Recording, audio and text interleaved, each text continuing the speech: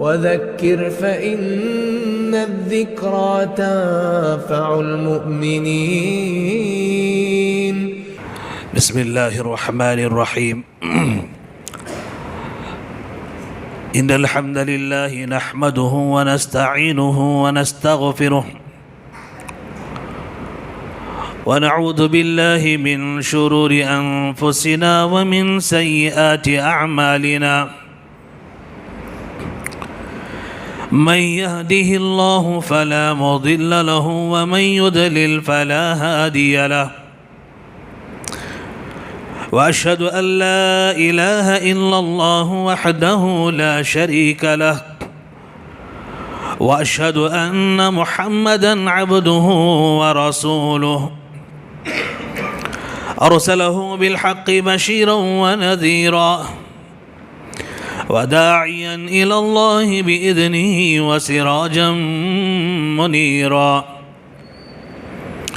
يا أيها الذين آمنوا اتقوا الله حق تقاته ولا تموتن إلا وأنتم مسلمون.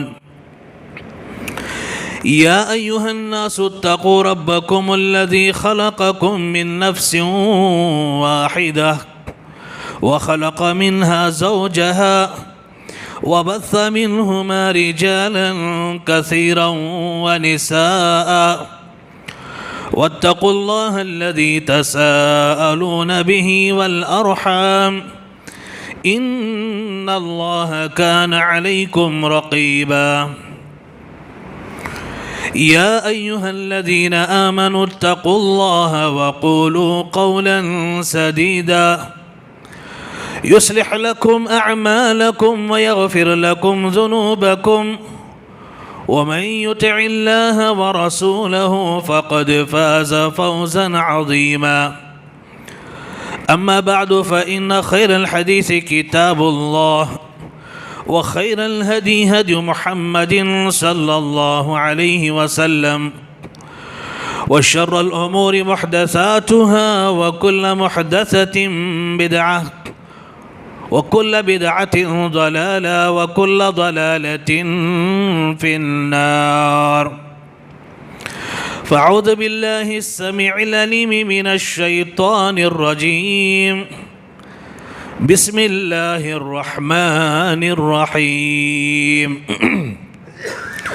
والذين يقولون ربنا هب لنا من أزواجنا وذرياتنا قرة أعين وجعلنا للمتقين إماما.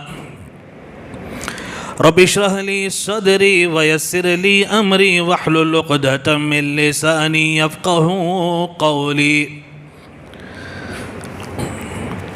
ساری تعریفیں اس اللہ رب العزت کے لیے لاکھ اور زیبا ہے جو ہمارا اور اس ساری کائنات کا خالق اور مالک ہے. لاکھوں کروڑوں انگنی درود و سلام نازل ہو ہمارے اور آپ کے آخری نبی احمد مجتبیٰ محمد مصطفیٰ جناب محمد رسول اللہ صلی اللہ علیہ وسلم پر، جن کو اللہ رب العالمین نے اس ساری دنیا کے لیے آخری نبی، آخری رسول اور آخری پیغمبر بنا کر کے نوارا فرمایا. محترم حاضرین، نوجوان دوستوں، بزرگوں، عزیز بچوں، معزز خواتین اسلام، یہ اللہ رب العالمین کا بہت بڑا فضل ہے اور اس کا احسان ہے کہ آج ہم اللہ تعالیٰ کے اس گھر میں کچھ دین کی باتیں سیکھنے سکھانے کے لیے جمع ہوئے ہیں. دعا کریں اللہ تعالیٰ سے، اللہ تعالیٰ ہمارے یہاں آنے کو قبول فرمائے، ہمارے یہاں جمع ہونے کو قبول فرمائے اور دین کی اس مجلس میں بیٹھنے کو اللہ تعالیٰ قبول فرمائے. اور آج کی مجلس میں جو کچھ کتاب و سنت کی روشنی میں دین کی باتیں ہمارے سامنے آئے، اللہ تعالیٰ صحیح معنی میں اسے سمجھنے اور اس پر عمل کرنے کی بھی توفیق عطا فرمائے. آمین یا رب العالمین. محترم حاضرین، خطبہ مسئولہ کے بعد سورہ فرقان کی ایک اہم آیت کریمہ آپ احباب کے سامنے میں نے پڑھی ہے.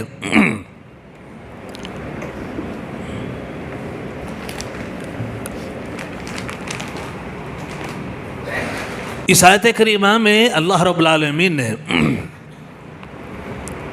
والدین کو بچوں کے جو سرپرست ہوتے ہیں، ذمہ دار ہوتے ہیں، ماں باپ ہوتے ہیں، والدین ہوتے ہیں، اللہ تعالیٰ نے انہیں ایک بہت ہی اہم نصیحت فرمائی،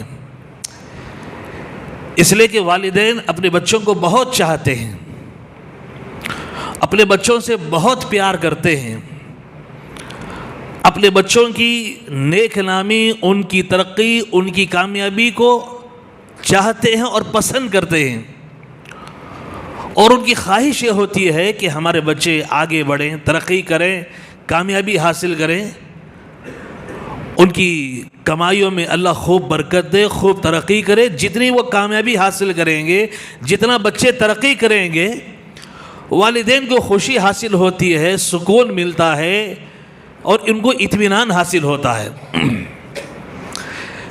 میرے بھائیوں، جس دور سے ہم گزر رہے ہیں نا، یہ دور حقیقت میں فتنوں کا دور ہے، اور ایسے فتنے پیارے نبی صلی اللہ علیہ وسلم نے آج سے 1400 سال پہلے جن فتنوں کے بارے میں بتایا تھا کہ میں دیکھ رہا ہوں کہ فتنے بارش کے قطروں کی طرح تمہارے گھروں میں گر رہے ہیں۔ آپ سوچو کہ اس دور میں، وہ زمانہ صحابہ کا دور، نبی کا زمانہ، کتنا اچھا زمانہ تھا، وہ کتنے اچھے لوگ تھے، کیا پیارا ماحول تھا۔ ایسے دور میں اللہ کے نبی بتا رہے ہیں کہ میں دیکھ رہا ہوں کہ فتنے بارش کے قطروں کی طرح تمہارے گھروں میں اتر رہے ہیں۔ آپ نے امت کو، صحابہ کو نصیحتیں فرمائی، اور ہم دیکھ رہے ہیں کہ ایک فتنہ آج شروع ہوتا ہے، امت پریشان ہو جاتی ہے، کیا بھی نیا فتنہ آ گیا، نئی پریشانی، خوف، گھبراہٹ، پریشانی، اس تعلق سے گفتگو ہو رہی ہے، ڈسکس چل رہا ہے، باتیں ہو رہی ہیں۔ وہ فتنہ ختم ہوتا ہے تو ایک دوسرا فتنہ پھر شروع ہو جاتا ہے، ایک فتنہ ختم ہوتا ہے، دوسرا فتنہ شروع ہو جاتا ہے۔ پیارے نبی نے بتایا تھا کہ حصیر کی کاڑیاں جیسے ایک ایک کر کے اگر دھاگا ٹوٹ جائے، ایک ایک کر کے جیسے گرتے ہیں، مالا ہو، مالے کا دھاگا اگر ٹوٹ گیا، کاٹ دیا گیا، من کے جس طرح ایک کے پیچھے ایک تیزی کے ساتھ گرتے ہیں، فتنے قیامت کے قریب اتنی تیزی سے آئیں گے۔ اور ہم دیکھ رہے ہیں کہ کتنے فتنے، بھائی کتنے فتنوں کے نام گنائیں آپ کو۔ شرک و بدعت کے فتنے ہیں، عقیدے کو بگاڑنے والے فتنے ہیں، بے حیائی بے شرمی کے فتنے ہیں، ناچ گانے کے فتنے ہیں، شراب منشیات کے فتنے ہیں، عریانیت کے فتنے ہیں، کتنے فتنے۔ ایک فتنہ ختم ہوتا ہے، دوسرا فتنہ جنم لیتا ہے۔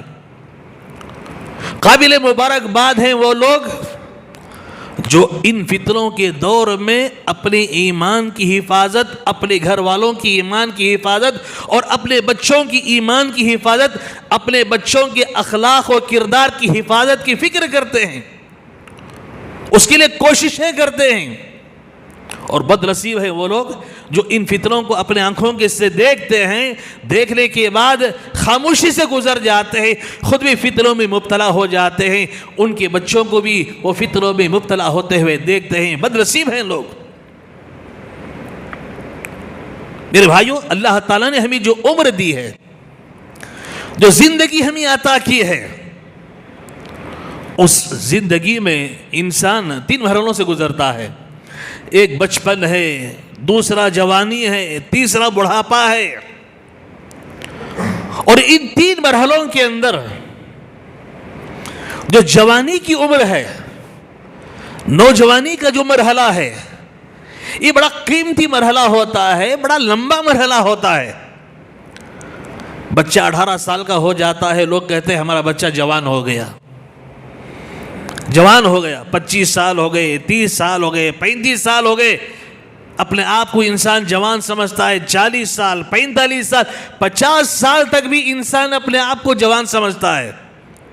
سوچو 18 سال سے لے کر 50 سال، کتنا لمبا مرحلہ ہے یہ۔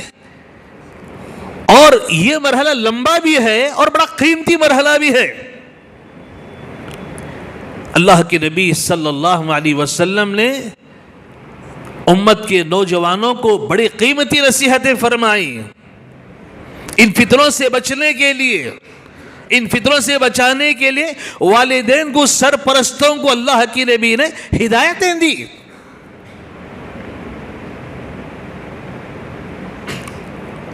یہ جوانی کا جو مرحلہ ہوتا ہے نا میرے بھائیوں، یہ نوجوانی کی جو عمر ہوتی ہے، آپ بچپن میں بھی نماز پڑھ رہے ہیں، جوانی میں بھی نماز پڑھ رہے ہیں، آپ بڑھاپے میں بھی نماز پڑھ رہے ہیں، لیکن جوانی کی عمر میں جو عبادت ہوتی ہے، جو نمازیں ادا کی جاتی ہیں، جو نیکیاں کی جاتی ہیں، جو خیر کے کام کیے جاتے ہیں، اللہ تعالیٰ کو اور دلوں کی بنسبت، عمر کے اور مرحلوں کی بنسبت اس عمر کی عبادت، اس عمر کے خیر کے کام، نیکی کے کام اللہ کو بے حد پسند ہیں.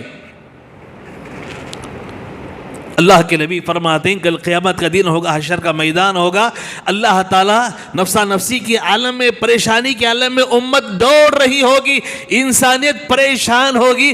اللہ تعالیٰ عرش کے سائے میں 7 خوش نصیب لوگوں کو جگہ عطا فرمائیں گے. ان 7 خوش نصیبوں میں ایک وہ بھی ہوگا، اللہ کے نبی فرماتے ہیں وَشَابٌ نَشَا فِي عِبَادَةِ اللَّهِ، وہ نوجوان جس نے اپنی نوجوانی کی عمر کو اللہ کی بندگی میں گزارا،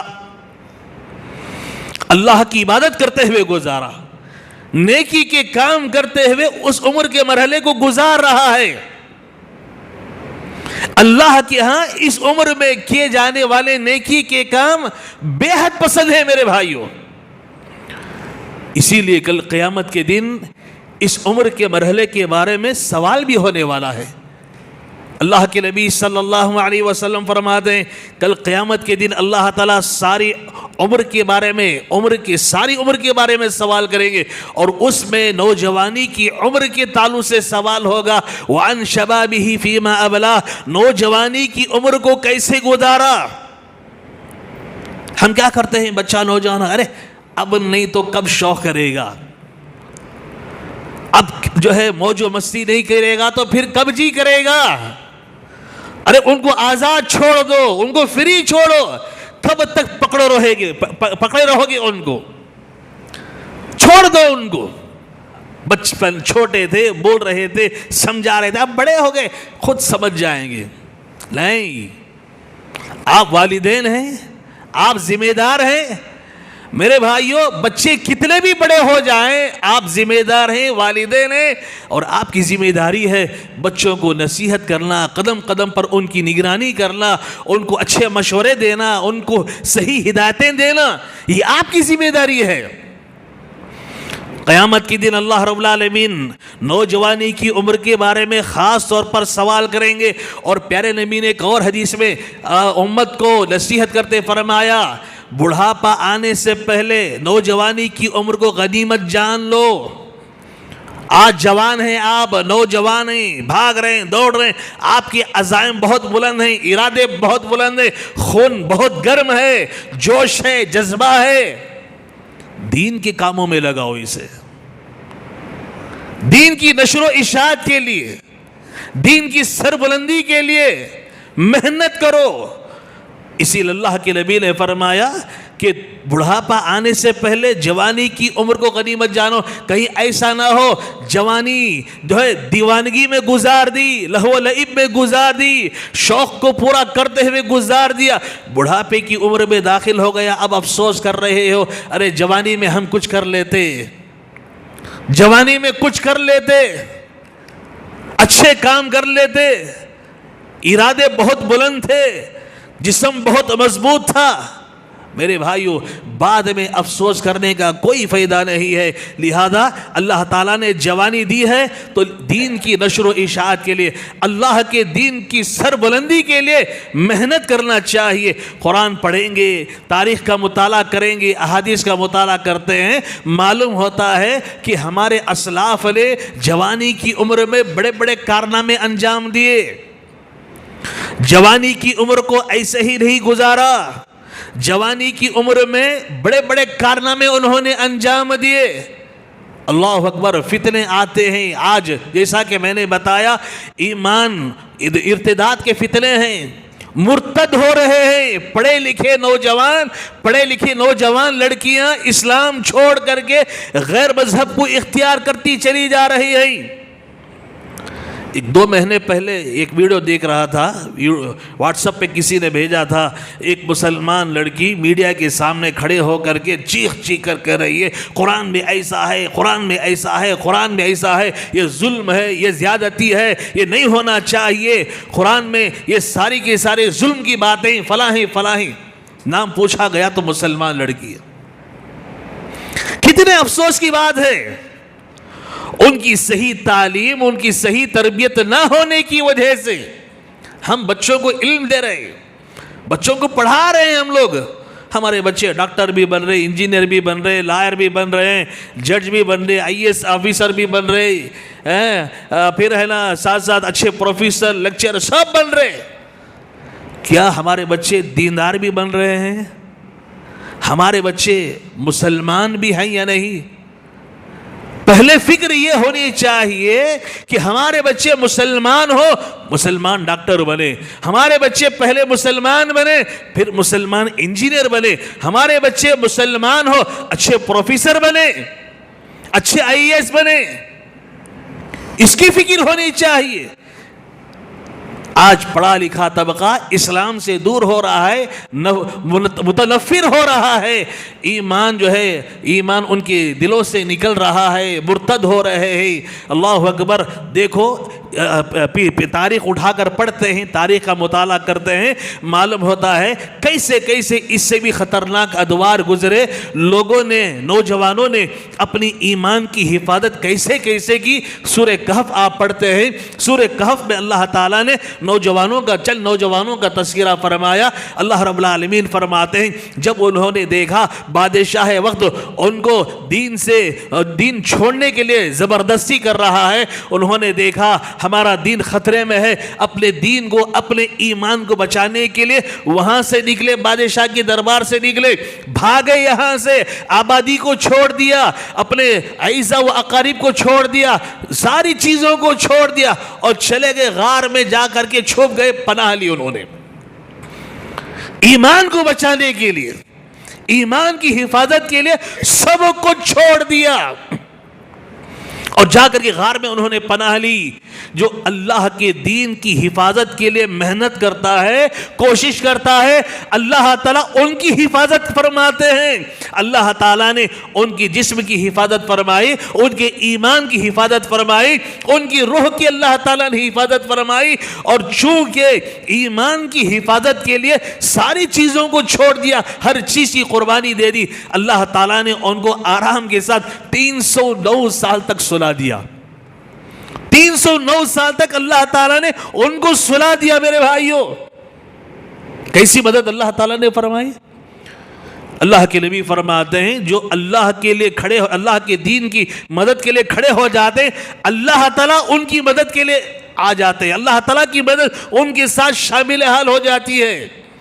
ابراہیم علیہ السلام کی زندگی ہمارے سامنے ہے.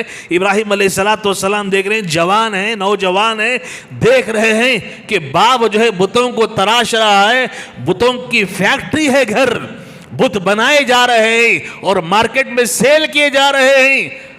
اور ابراہیم علیہ السلام ہیں اپنے گھر بار کو توحید کی خاطر، ایمان کی حفاظت کی خاطر اپنے گھر بار کو، رشتہ داروں کو، مال و دولت کو، عہدہ و منصب کو، ساری چیزوں کو چھوڑ دیتے ہیں. باپ کے مرنے کے بعد وہ عہدہ اور منصب ان کو ملنے والا تھا، وہ ساری کی ساری دولت ان کو ملنے والی تھی، سب کو چھوڑ دیا اور اپنی بیوی کو لے کر، سارہ علیہ السلام کو لے کر کے نکل گئے. ابراہیم علیہ السلام صرف ایمان کی حفاظت کے لیے، نوجوان تھے ابراہیم علیہ السلام، سب کی قربانی دی اور نکل گئے. میرے بھائیوں، اور آج ہم دین کو قربان کر رہے ہیں دنیا کے لیے، دین کو چھوڑ رہے ہیں چند پیسوں کے لیے، چند پیسوں کے لیے دین کا سودا کر رہے ہیں، دولت کے لیے دین کا سودا کر رہے ہیں، دین کو چھوڑنے کے لیے آج تیار ہو جا رہے ہیں. اور یہ ہمارے اسلاف تھے، ساری چیزوں کی قربانی دے دیتے تھے لیکن ایمان کو اپنے ہاتھ سے جانے نہیں دیتے تھے. صحابہ اکرام کی مثالیں بھی ہمارے سامنے ہے نا. عبد الرحمن بن عوف رضی اللہ تعالیٰ عنہ کے تعلق سے آتا ہے، عبد الرحمن بن عوف رضی اللہ تعالیٰ عنہ جب ہجرت کے لیے مکہ سے نکل رہے تھے، مکہ کے مشرکین نے آ کر کے ان کا راستہ روک لیا، کہا کہ مکہ میں آئے خالی ہاتھ آئے تھے، یہاں رہ کر کے پیسہ کمایا، تجارت کی، ہمارے سے پیسہ کمانے کے بعد، دولت جمانے کے بعد آج چاہتے ہو کہ یہ سارا پیسہ، ساری دولت، سارا سامان لے کر کے تم مدینہ چلے جاؤ؟ نہیں، ہم جانے نہیں دیں گے، جانے نہیں دیں گے. کہا پھر کیا کریں، پھر کیا کرنا ہے؟ کہا مدینہ جانا ہے، سارا پیسہ ہمارے حوالے کر دو، ساری دولت ہم کو دے دو. سواری تک ان کی چھین لی، پورا تجارتی سامان ان کا چھین لیا، سب کو چھین لیا اور کہا جانا ہے ایسے ہی جاؤ. جانا ہے، مدینہ جانا چاہتے ہو، نبی کے پاس جانا چاہتے ہو، ایسے ہی جاؤ. ساری چیزیں چھین لی. عبد الرحمن بن عوف رضی اللہ تعالیٰ عنہ مکہ سے نکل رہے ہیں اور آپ کو معلوم ہے مکہ سے مدینے کا جو سفر ہے تقریباً 450 کلومیٹر ہے.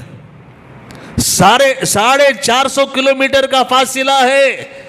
آپ احباب حج کے لیے، عمرہ کے لیے گئے ہوئے ہیں اور آپ نے مکہ سے مدینہ اور مدینے سے مکہ کا راستہ دیکھا ہے. آج بھی وہی ریگستان، وہی صحرا، وہی میدان. چند کلومیٹر کے فاصلے پر آپ کو پیٹرول بنک ملے گا، مسجد ملے گی، ایک جو ہے شاپنگ مال ملے گا، آپ کو چھوٹی دکان ملے گی. بس پھر جب وہ پار کر دیتے ہیں پھر آپ کو جو ہے صحرا ہی صحرا، ریگستانی ریگستان، وہی پہاڑے، وہی راستے. سوچو عبد الرحمن بن عوف رضی اللہ تعالیٰ عنہ کی ساری چیزیں چھین لی گئی اور یہ دیوانہ وار جا رہے، چل رہے ہیں دن بھر چلتے، اور شدت کی گرمی، شدت کی دھوپ، اور پھر رات میں چل رہے ہیں اور رات کی سرد ہوائیں. نتیجہ کیا ہوا؟ چمڑا سوکھ گیا اور جب رات کی ٹھنڈی ہوائیں چلتی تھی ان کا جسم جو ہے، ان کا چمڑا پھٹنا شروع ہو گیا.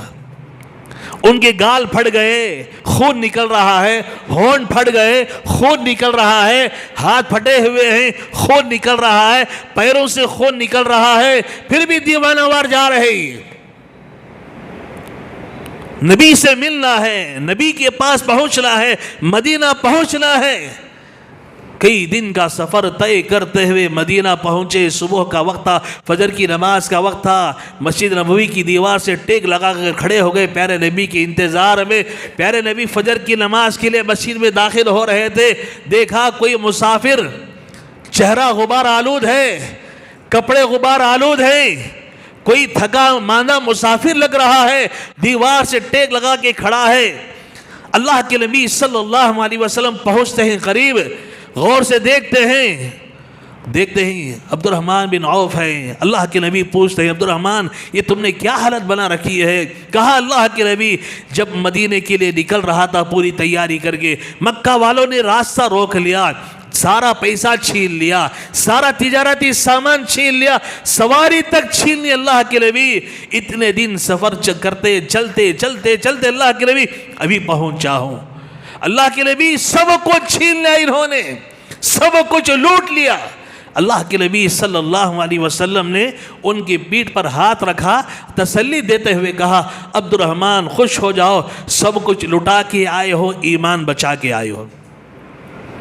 کیا کہا پیارے نبی نے؟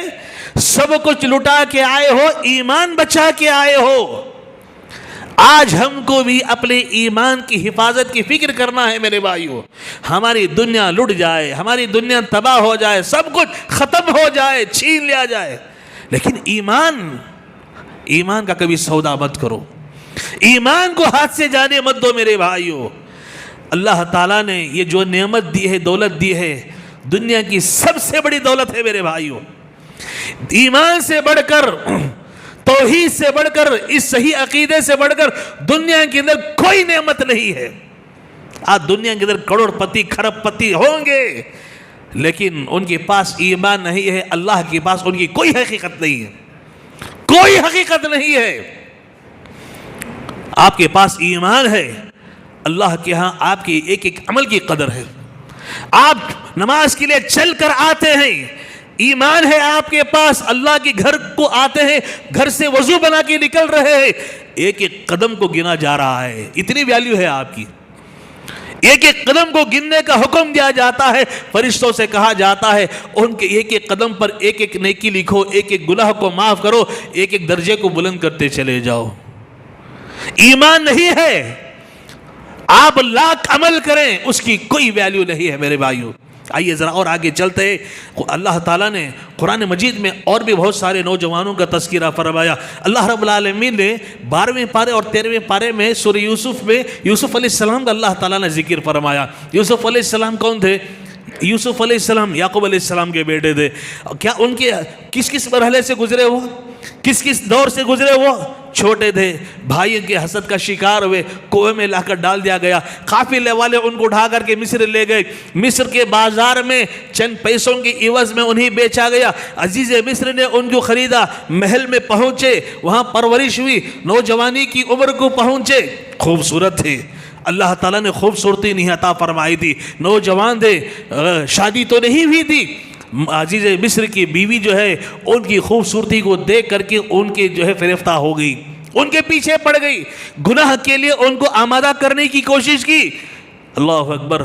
یوسف علیہ السلام نے یوسف علیہ السلام کے سامنے عزیز مصر کی بیوی ہے, مال و دولت اس کے گھر میں موجود ہے, مال و دولت کی ریل پیل ہے, اور عزیز مصر کی بیوی ہے, خوبصورت بھی ہے, لیکن اللہ اکبر یوسف علیہ السلام نے کیا کہا؟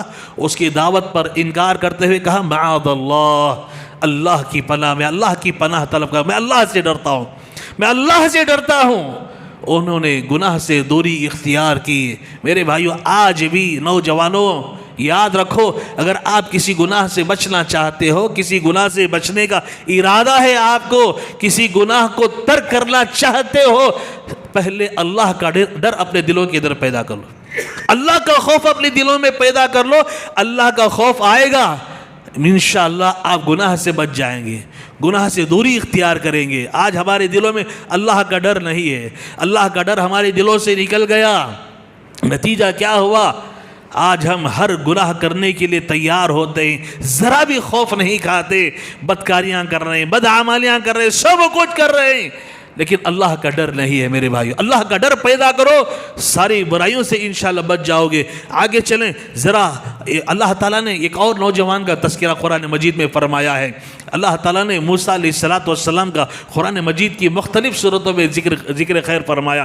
اللہ تعالیٰ نے یہ موسیٰ علیہ السلام ہیں, مصر سے نکلے ہوئے ہیں, مدین پہنچے ہیں, نہ کھانا ہے, نہ پانی ہے, نہ سامان ہے, کچھ بھی نہیں ہے, اجنبی گاؤں میں پہنچے ہوئے ہیں, تھکے ماندے ہیں, پیاس لگ رہی ہے, بھوک لگ رہی ہے, کھانے کی ضرورت ہے, پینے کی ضرورت ہے, ان کو چھت کی ضرورت ہے, لیکن وہاں کچھ نہیں ہے, کوئی جان پہچان کچھ بھی نہیں ہے. اجنبی علاقے میں پہنچے ہوئے ہیں, تھکے ماندے بیٹھے ہوئے. کیا دیکھتے ہیں لوگ؟ اپنے اپنے جانوروں کو پانی پلا رہے ہیں. 2 لڑکیوں کو انہوں نے دیکھا, دور اپنے جانوروں کو لے کر کھڑی ہوئی ہیں.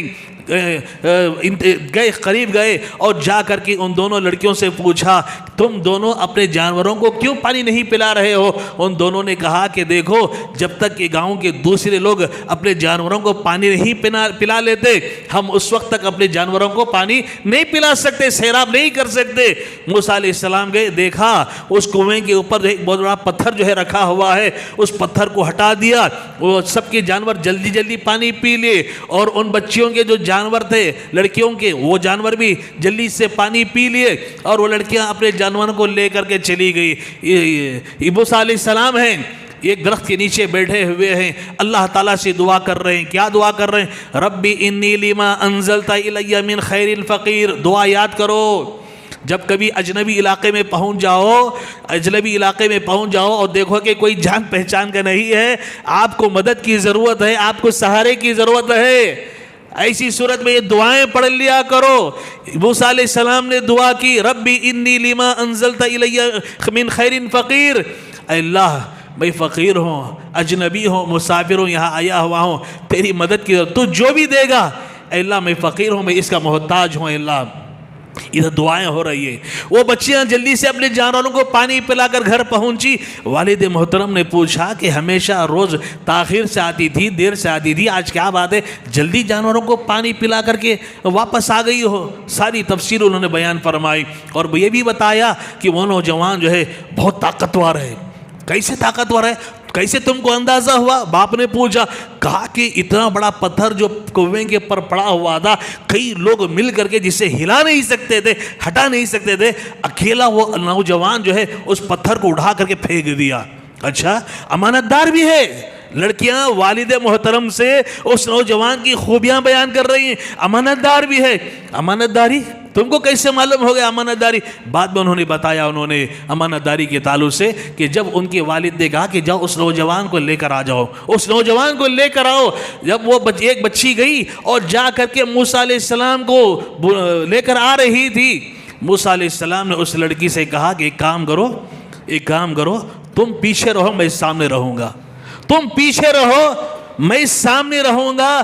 جہاں جس راستے پر مڑنا ہے، ایک پتھر لے کر کے دائیں جانب مڑنا ہے، دائیں جانب پتھر پھینکو، میں دائیں جانب مڑ جاؤں گا. بائیں جانب مڑنا ہے، بائیں جانب پتھر پھینکو، میں بائیں جانب مڑ جاؤں گا. کیوں؟ بچی اگر لڑکی سامنے رہے نظر کے فتنے میں مبتلا ہو سکتے ہیں. نظر کی حفاظت، نظروں کی حفاظت کے لیے انہوں نے کیا کیا؟ موسیٰ علیہ السلام نے لڑکی سے کہا کہ تم پیچھے آنا. امانت داری، اللہ پاک دامنی. اللہ تعالیٰ نے اس کے عوض میں کیا کیا؟ ان کو جو ہے اس مدین کے علاقے میں اللہ تعالیٰ نے گھر بھی دیا، گھر والی بھی دیا، شادی بھی ہو گئی ان کی. وہاں پر وہ والد محترم نے ایک بچی سے شادی کر دی. 8 سال بکریاں چرانا یہ مہر طے ہوا. 2 سال ایکسٹرا خدمت کر لو، یہ تمہارے لیے بہتر ہے. 10 سال انہوں نے موسیٰ علیہ السلام نے ان کی بکریاں چرائی. میرے بھائیوں، گھر ملا، رہنے کی جگہ مل گئی، کھانا ملا، ٹھکانہ ملا. اللہ تعالیٰ نے ان کی مدد فرمائی. یہ نوجوان کیسے نوجوان. آج افسوس کی بات یہ ہے کہ آج ہمارے نوجوان ان سیرتوں کو پڑھنے کے بجائے، ان کی زندگیوں کا مطالعہ کرنے کے بجائے، ان واقعات سے عبرت حاصل کرنے کے بجائے، ان واقعات کو پڑھ کر کے اپنی اصلاح کرنے کے بجائے، ہمارے نوجوان فتنوں کے اندر مبتلا ہو رہے ہیں. ہمارے مسلم نوجوانوں کو اسلام سے دور کرنے کے لیے، ان کو اسلام سے متنفر کرنے کے لیے، ایک تو دشمنان اسلام مختلف قسم کے پروگرام بنا رہے ہیں. مختلف پروگرام ان کے چل رہے ہیں، کیسے مسلمانوں کو دین سے، اسلام سے دور کیا جائے، اور خاص طور پر نوجوان طبقے کو مسلمانوں کے دین سے کیسے دور کیا جائے، اس کے لیے منصوبے بنائے جا رہے ہیں. تیری بربادیوں کے مشورے ہیں ایوانوں میں، تیری بربادیوں کے مشورے ہیں ایوانوں میں. منصوبے بن رہے ہیں، مشورے ہو رہے ہیں، پلاننگ ہو رہی ہے. اور ہمارے نوجوان ہیں کہ ہمارے نوجوان مسجدوں سے دور، قرآن سے دور، دین سے دور، نماز سے دور، دینی احکامات سے دور. اور ہمارے نوجوان کیسے فتنوں میں، کئی فتنوں کے اندر ایک موبائل کا فتنہ. یہ موبائل کا فتنہ آج ہمارے نوجوانوں کو دیکھو، ہمیشہ بے وقوفوں کی طرح فون کو گھورتے رہتے.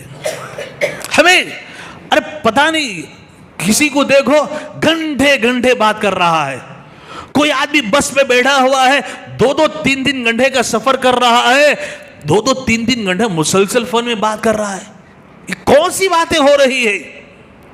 رات میں دیکھو ہاتھ میں فون، دن میں دیکھو ہاتھ میں فون، صبح میں دیکھو، شام میں دیکھو.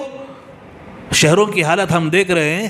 میں فجر کی نماز پڑھ کر کے ذرا ٹہلتا ہوں، واکنگ کرتا ہوں، جب دیکھتا ہوں نوجوانوں کا طبقہ شہروں کے اندر، اللہ اکبر، افسوس ہوتا ہے.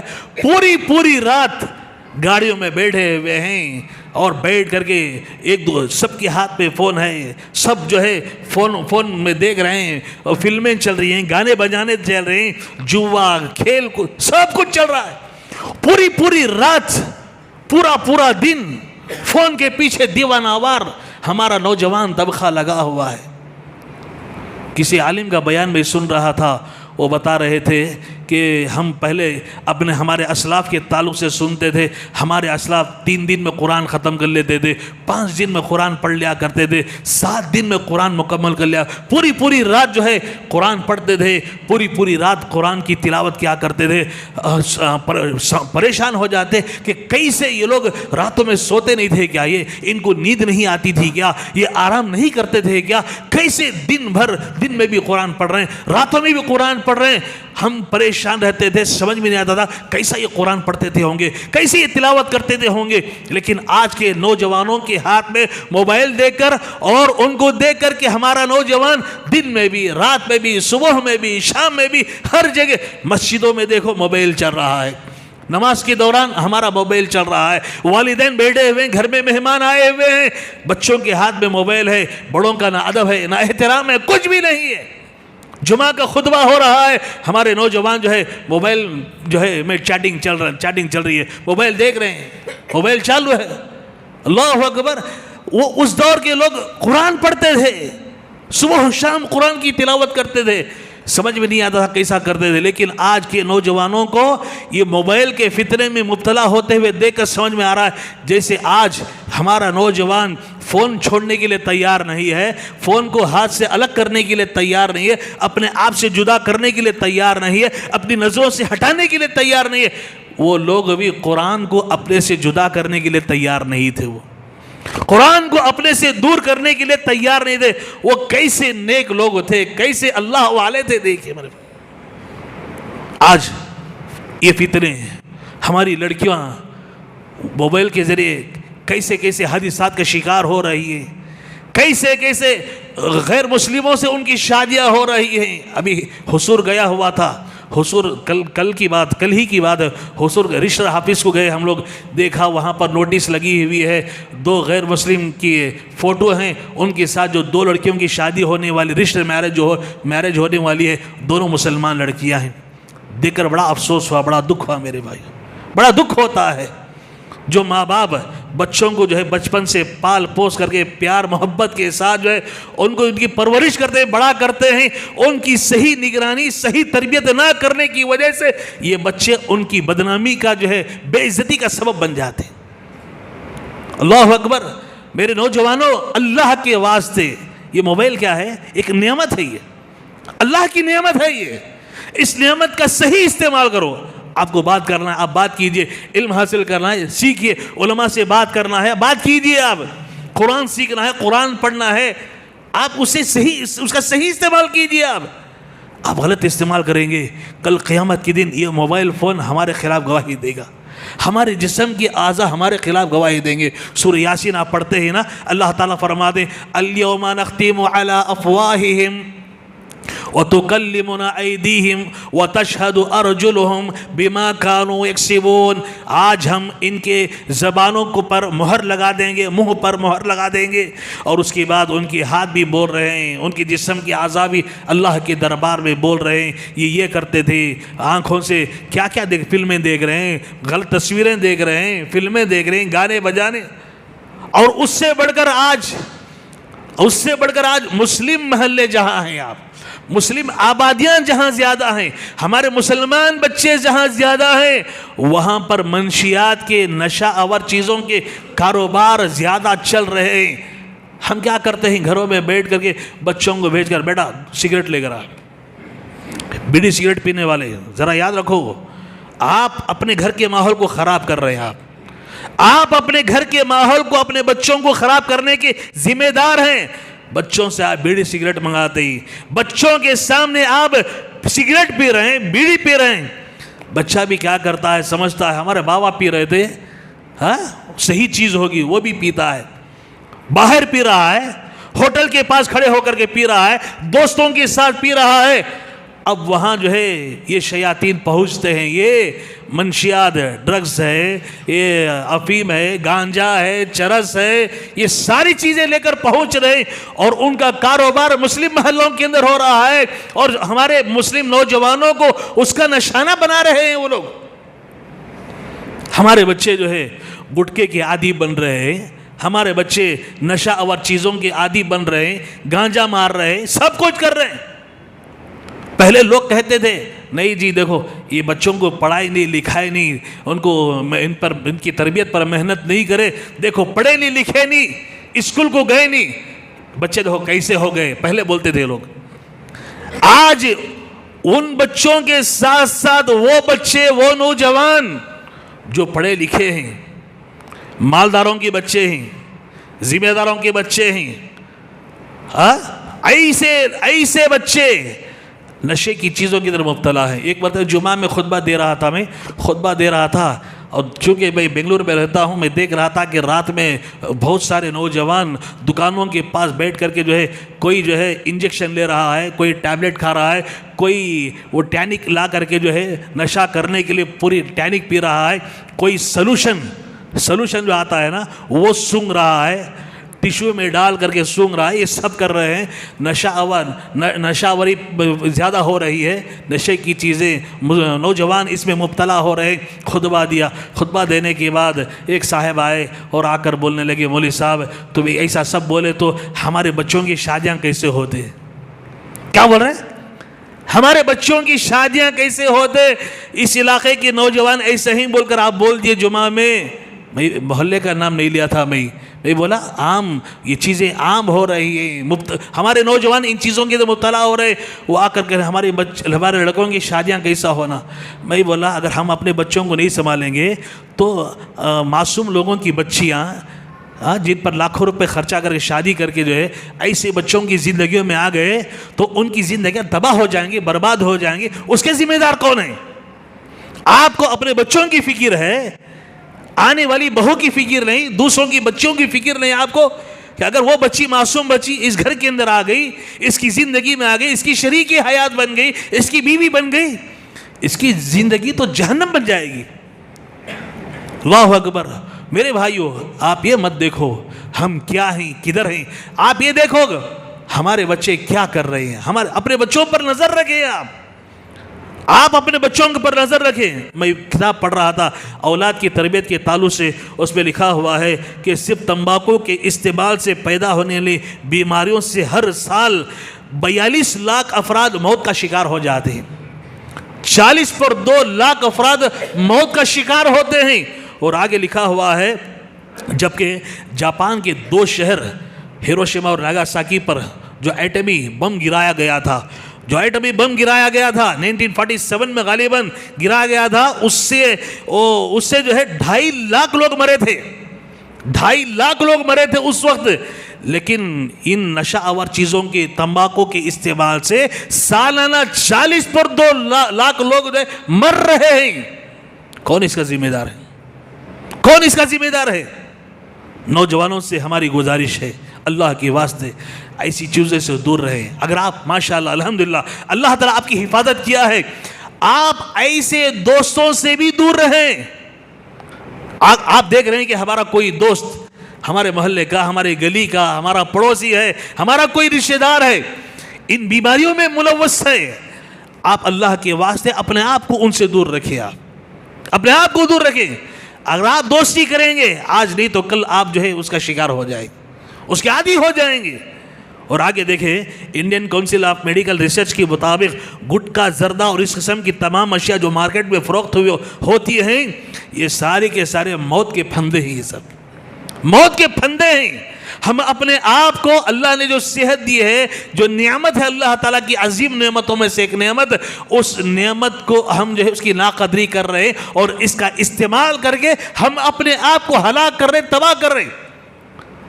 اگر آپ اس سے بچنا چاہتے ہیں نا، ایک مرتبہ آپ بنگلور کی قدوائی ہسپتال کو آ جائیں، آپ کینسر ہسپتال کو آ جائیں، آپ اللہ ایسا روتے لوگ وہاں پر آ کر کے، کسی کا منہ بڑا ہوا ہے، کسی کا گلا بڑا ہوا ہے، اللہ اکبر، کسی کے گردن پر گھانٹی ہے، عینک ہاتھ میں رکھے ہوئے، لوگ دیکھتے ہیں روتے رہتے ہیں، دیکھتے رہتے روتے رہتے ہیں۔ ایک تو ان پر بھی پیسہ خرچ ہو رہا ہے، اور یہ چیزیں استعمال کرنے کے بعد بیماری آتی ہے، اور اس بیماری میں کیا ہے، ہمارا بچا کھوچا جو بھی سرمایہ ہے سارے کا سارا پیسہ، سارا سرمایہ اس پر چلا جاتا ہے۔ لوگ گھروں کی عمارتیں، اپنی جائیداد ساری کی ساری بیچ دیتے ہیں، فروخت کر دیتے ہیں علاج کے لیے۔ کتنی بے وقوفی ہے۔ اللہ رب العالمین نے اسی لیے فرمایا کہ ہم نے تمہارے لیے پاکیزہ چیزوں کو حلال کیا ہے، جو گندی چیزیں ہیں اسے ہم نے حرام کیا ہے، لہٰذا حرام چیزوں سے اپنے آپ کو بچانے کی ضرورت ہے۔ امت مسلمہ کے نوجوانوں، اپنے مقام کو، اپنے مرتبے کو پہچانو۔ فتنوں کے دور میں جہاں اپنے ایمان کی حفاظت کی فکر کرو، وہیں اپنے اخلاق اور اپنے کردار کی حفاظت کی فکر کرو۔ اپنے اخلاق، اپنے کردار کی، کیریکٹر کی حفاظت کی آپ فکر کرو، اور اپنے صحت کی اللہ تعالیٰ نے جو دی ہے، جو نعمت دی ہے، اس کی جو ہے قدر کرو۔ اللہ سے ڈرو، اللہ سے ڈرو، گناہوں سے بچ جاؤ۔ دیکھو گناہوں سے بچنے کے لیے جیسا کہ میں نے بتایا، اللہ کا ڈر ہمارے دلوں کے اندر پیدا ہو گیا، اللہ کا خوف ہمارے دلوں کے اندر آ گیا، خود بخود انسان گناہوں سے بچ جاتا ہے۔ یہ ابو بکر صدیق رضی اللہ تعالیٰ عنہ، ان کا غلام کچھ مٹھائی لا کر کے ان کو دیتا ہے، کھا لیتے ہیں۔ کھانے کے بعد وہ غلام کہتا ہے آپ کو معلوم ہے یہ کیا چیز تھی، یہ کون سی کمائی تھی جو میں لا کر کے آپ کو دیا تھا؟ ابو بکر صدیق رضی اللہ عنہ پوچھتے ہیں بھائی مجھے معلوم نہیں، تم نے مٹھائی لا کر دی، میں نے کھا لیا، بتایا تو نہیں تم نے؟ نہیں، میں زمانے جاہلیت میں، اسلام لانے سے پہلے میں کہانت کیا کرتا تھا، مستقبل کی باتیں لوگوں کو بتایا کرتا تھا۔ تو اس میں سے ایک آدمی کو میں نے کچھ ایسی باتیں بتائی تھی، وہ سچ ہو گئی۔ آج وہ مٹھائی لا کر کے دیا اور میں نے آپ کو لا کر کے پیش کیا اور آپ کھا گئے۔ صدیق اکبر نے غصہ ہوئے، ناراضگی کا اظہار کیا۔ یہ نہیں کہا کہ ٹھیک ہے کھا لینے کے بعد تم نے بتایا ہے، آئندہ جو ہے بتانا، آئندہ میں احتیاط کر لوں گا، یہ نہیں۔ اللہ کا ڈر تھا، اللہ کا خوف تھا۔ انہوں نے کیا کیا؟ اللہ اکبر، انہوں نے کیا؟ اپنی انگلیاں حلق میں ڈالی، اس وقت تک کھائی کرتے رہے جب تک کہ کھائی ہوئی مٹھائی ساری کی ساری باہر نہیں آ گئی، کھائی کر کے اسے نکال دیا۔ یہ کون کر سکتا ہے؟ یہ کون؟ جس کے دل میں اللہ کا ڈر ہے، جس کے دل میں اللہ کا خوف ہے۔ ورنہ لوگ غیر مسلموں کی دیپاولی ہو، فلاح ہو، مٹھائی آتی ہے تو اللہ کا نام لے کر کھا جاتے ہیں۔ میرے بھائیوں، یہ صحابہ کرام ہیں، اللہ سے اتنا ڈرنے والے، اتنا خوف کھانے والے۔ ہمارے دلوں کے اندر بھی اللہ کا ڈر آ گیا، گناہوں سے بچ جائیں گے۔ ایک مرتبہ اللہ کے نبی صلی اللہ علیہ وسلم راستے سے گزر رہے ہیں، ابو مسعود رضی اللہ تعالیٰ عنہ اپنے غلام کو جو ہے کسی غلطی پر سزا دے رہے تھے، اپنے غلام کو سزا دے رہے تھے۔ پیارے نبی صلی اللہ علیہ وسلم پیچھے سے جاتے جاتے اللہ کے نبی صلی اللہ علیہ وسلم نے ان سے کہا کہ اے ابو مسعود، یاد رکھو جتنا تم اس غلام پر قدرت رکھتے ہو، یاد رکھو اللہ تعالیٰ اس سے کہیں زیادہ تم پر قادر ہے، قدرت رکھتا ہے۔ اللہ کے نبی بولے اور نکل گئے پیارے نبی صلی اللہ علیہ وسلم۔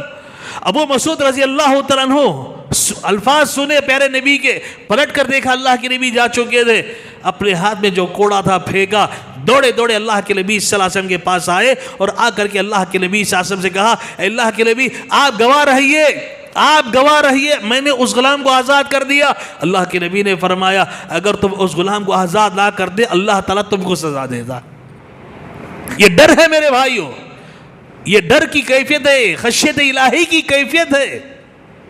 یہ چیزیں اپنے اندر پیدا کرنے کی ضرورت ہے۔ اور یاد رکھو، میں آپ احباب کو، نوجوانوں کو خاص طور پر جو یہ موبائل کے فتنے میں، نشہ کی چیزوں کے فتنے میں، منشیات کے عادی جو یہ فتنے کے اندر مبتلا ہو رہے، اللہ سے ڈرو، اللہ سے ڈرو۔ کہیں ایسا نہ ہو کہ ہم جو ہے گانے بجانے سنتے ہوئے، فلمیں دیکھتے ہوئے، ننگی تصاویر دیکھتے ہوئے، گناہ کرتے ہوئے، نشہ آور چیزیں استعمال کرتے ہوئے کہیں اسی حالت میں ہماری موت نہ آ جائے، کہیں ہماری اسی حالت میں موت نہ آ جائے۔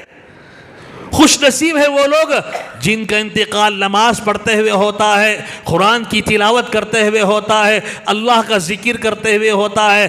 بد نصیب ہے وہ لوگ جن کا انتقال ہوتا ہے گناہ کرتے ہوئے، نافرمانی کرتے ہوئے، حرام گری کرتے ہوئے، جن کا انتقال ہوتا ہے۔ اللہ سے ڈرنا چاہیے۔ حدیث میں اللہ کے نبی صلی اللہ علیہ وسلم نے فرمایا انما الاعمال بالخواتیم، اعمال کا سارا دار و مدار ایک حدیث میں آتا ہے نیتوں پر ہے، اور دوسری حدیث میں آتا ہے تمہارے خاتمے پر ہے۔ آپ کا خاتمہ جس حالت میں ہوتا ہے کل قیامت کے دن اسی حالت میں اٹھایا جائے گا۔ جس حالت میں آپ کا خاتمہ ہوا ہے، جس کیفیت میں آپ کا خاتمہ ہوا ہے، کل قیامت کی دن آدمی اسی حالت میں اٹھایا جائے گا۔ نشہ کرتے ہوئے اگر مرا ہے کل قیامت کی دن اسی حالت میں اٹھایا جائے گا۔ وہ فلم بینی کرتے ہوئے، گانے بجانے سنتے ہوئے، حرام کاری کرتے ہوئے اس کا انتقال ہوا ہے، کل اسی حالت میں وہ قیامت کے دن حشر کے میدان میں اٹھایا جائے گا۔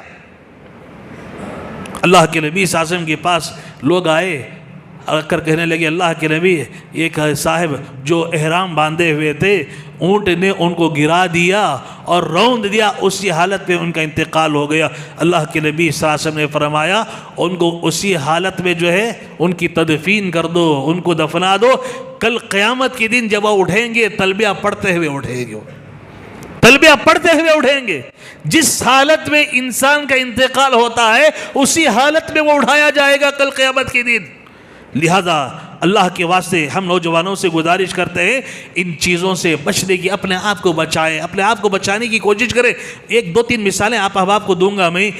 وہ نوجوان، وہ لوگ کیسے لوگ تھے، دیکھیے آج کتنے علماء آتے ہیں، تقاریر کرتے ہیں، جمعہ کے یہاں خطبے ہوتے ہیں، مختلف پروگرام ہوتے ہیں، اجتماعات ہوتے ہیں، اللہ اکبر، دینی مجلسیں ہوتے ہیں، صبح میں درس ہو رہا ہے، شام میں درس ہو رہا ہے، اتنی پیچھے تربیت ہو رہی ہے، دعوت ہو رہی ہے، سب کچھ ہو رہی ہے۔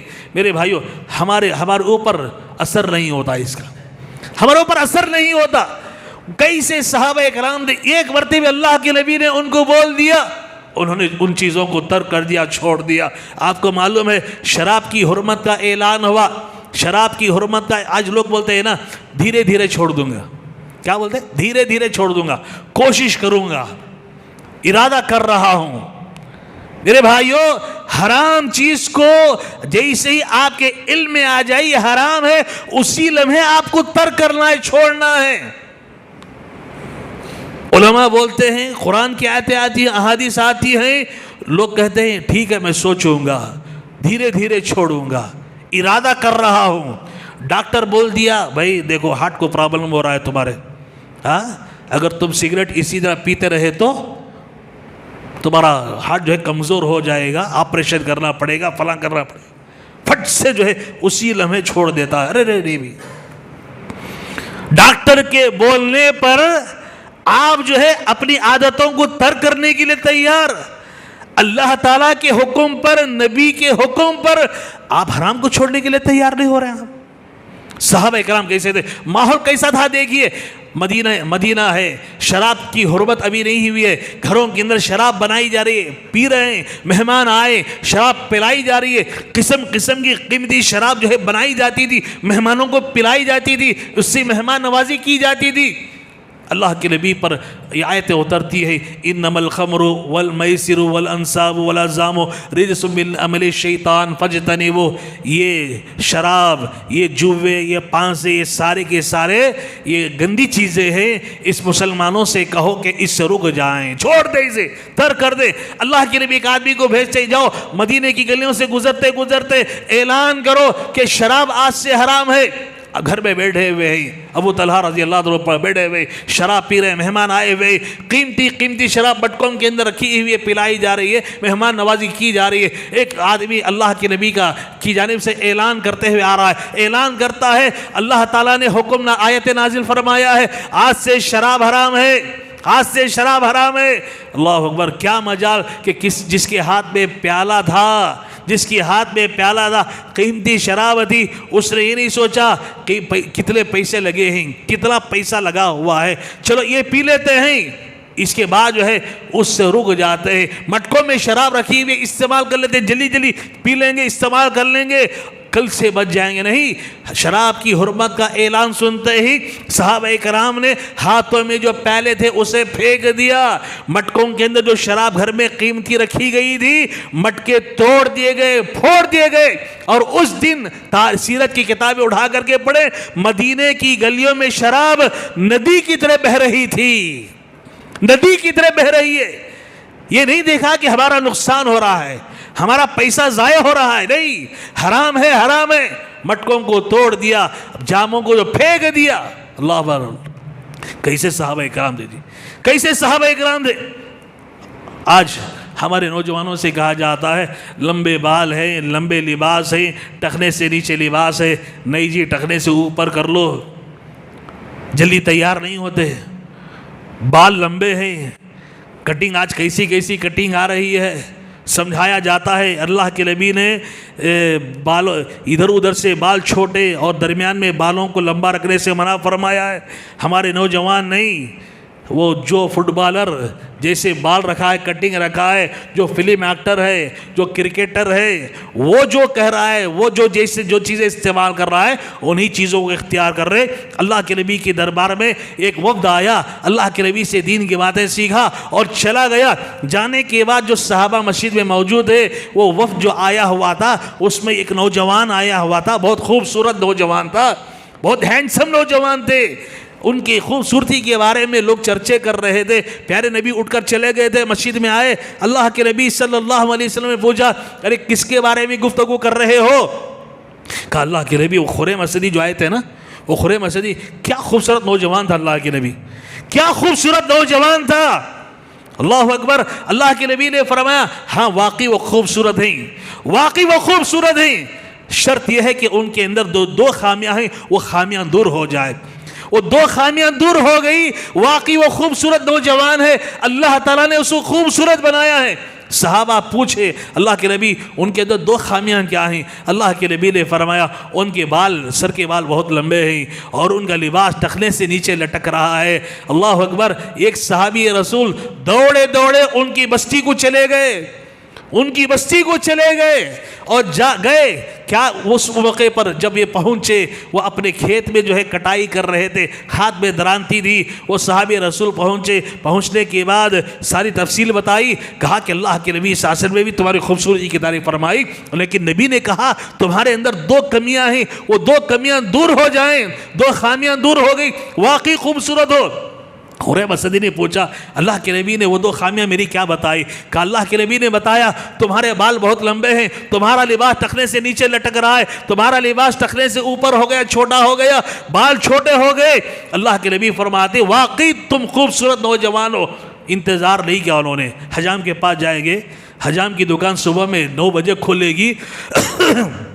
کچھ لوگ جو ہے ان کے خاص حجام ہوتے ہیں, انہی کے پاس جاتے ہیں, دوسروں کے پاس نہیں جاتے.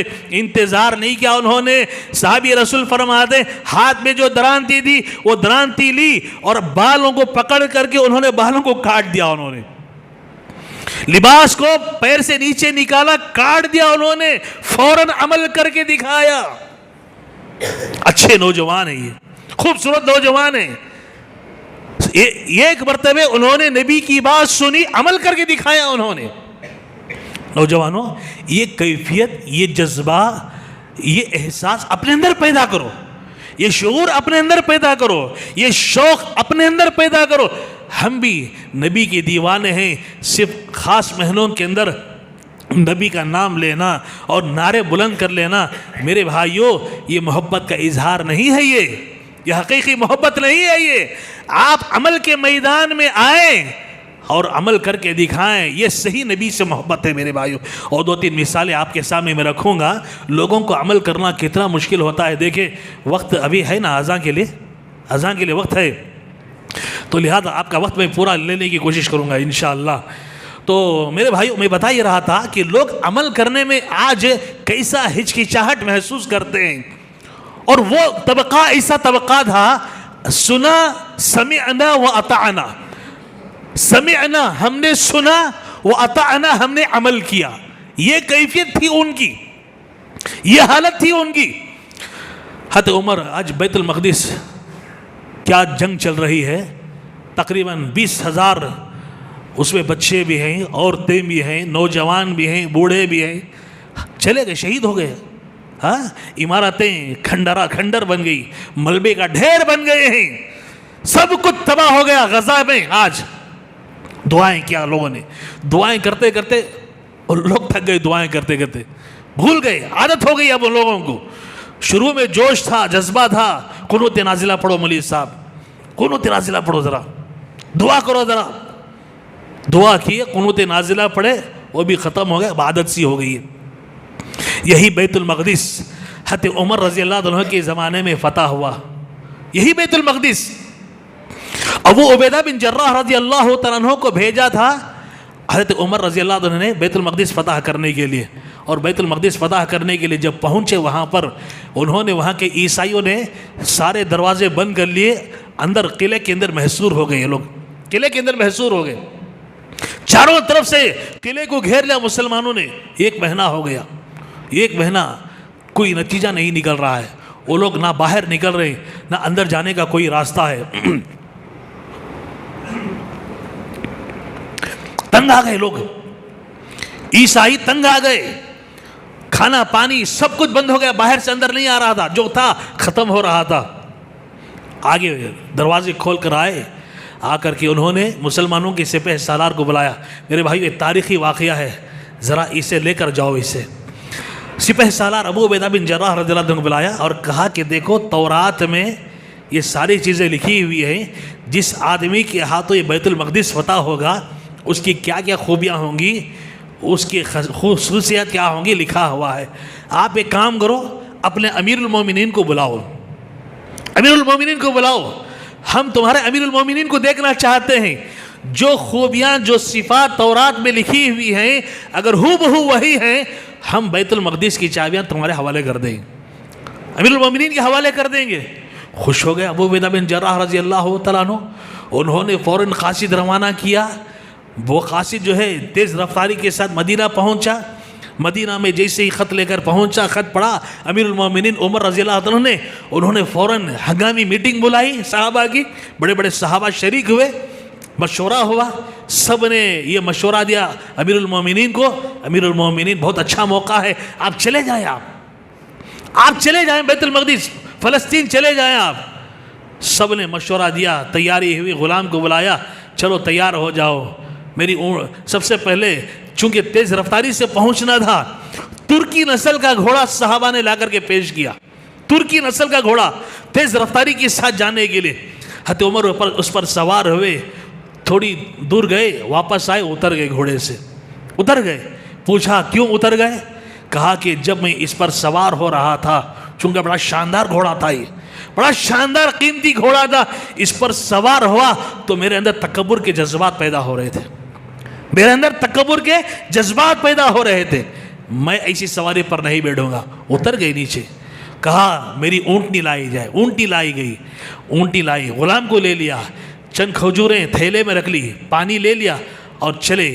اور اپنے غلام سے کہہ دیا کہ میں تھوڑی مسافت سواری پر جو ہے سوار ہو کر چلتا رہوں گا، تم اونٹنی کی رسی پکڑ کر آگے آگے چلتے رہنا، اور ایک مسافت طے کرنے کے بعد میں اونٹنی سے نیچے اتر جاؤں گا، تم سوار ہو جانا، میں اونٹنی کی رسی پکڑ کر آگے آگے چلوں گا. میرے بھائیوں، آج کوئی امت کا رہبر، امت کا ذمہ دار، امت کا قائد ایسا کوئی نمونہ پیش کر سکتا ہے؟ غلام آقا میں کوئی فرق نہیں ہے، غلام ماننے کے لیے تیار نہیں. کہا کہ ایسے ہی ہوگا. اب سفر جاری ہے، سفر جاری ہے. فلسطین بیت المقدس کے قریب جب پہنچے، استقبال کے لیے پہلے ہی ابو عبیدہ بن جراح رضی اللہ تعالیٰ عنہ چند ساتھیوں کے ساتھ آگے آ کر انتظار کر رہے تھے. ملاقات ہوئی. ایک گڑھے میں پانی رکا ہوا تھا، کھڈے میں پانی تھا. حضرت عمر اس میں اترتے ہیں، منہ ہاتھ دھوتے ہیں اور اپنے جو ہے موزوں کو اٹھا کر کندھے پر ڈال لیتے ہیں. اور اسی حالت میں جب آگے بڑھتے ہیں، ابو عبیدہ بن جراح کہتے ہیں اے امیر المومنین، آپ کو دیکھنے کے لیے، آپ کے حلیے کو دیکھنے کے لیے، آپ سے ملنے کے لیے عیسائیوں کے، یہودیوں کے عوام، علماء اور ان کے رہبر سب لوگ آئے ہوئے ہزاروں کی تعداد میں منتظر ہیں، کھڑے ہوئے ہیں. آپ اپنے کپڑوں کو تبدیل کر لیں. کیا کہا انہوں نے؟ آپ اپنے کپڑوں کو تبدیل کر لیں. حضرت عمر نے پلٹ کر کے ابو عبیدہ بن جراح کو دیکھا، کہا ابو عبیدہ تم یہ بات کہہ رہے ہو؟ ابو عبیدہ تم یہ بات کہہ رہے ہو؟ ہم کون تھے؟ ہم کیا تھے؟ ہم ذلیل تھے، ہمارا معاشرے میں کوئی مقام نہیں تھا۔ آج جو عزت اللہ تعالیٰ نے ہم کو دی ہے یہ اسلام کی وجہ سے دی ہے، اسلام کی وجہ سے یہ عزت ملی ہوئی ہے۔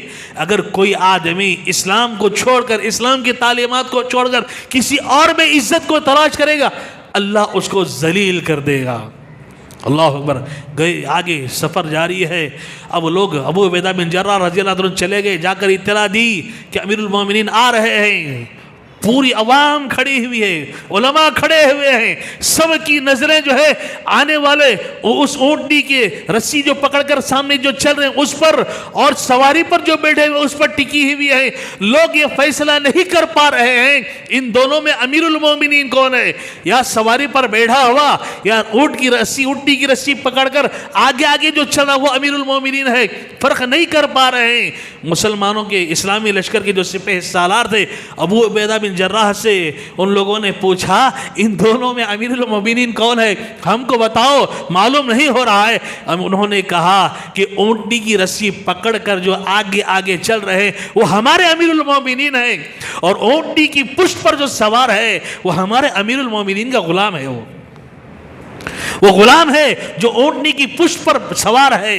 اللہ اکبر۔ انہوں نے دیکھا، دیکھ کر کے جو ہے بیت المقدس کی چابیاں ان کے حوالے کر دی، بغیر کسی جنگ کے، بغیر کسی لڑائی کے، بغیر کسی خون ریزی کے، جنگ و جدال کے، بیت المقدس کی چابیاں امیر المومنین کے حوالے کر دی۔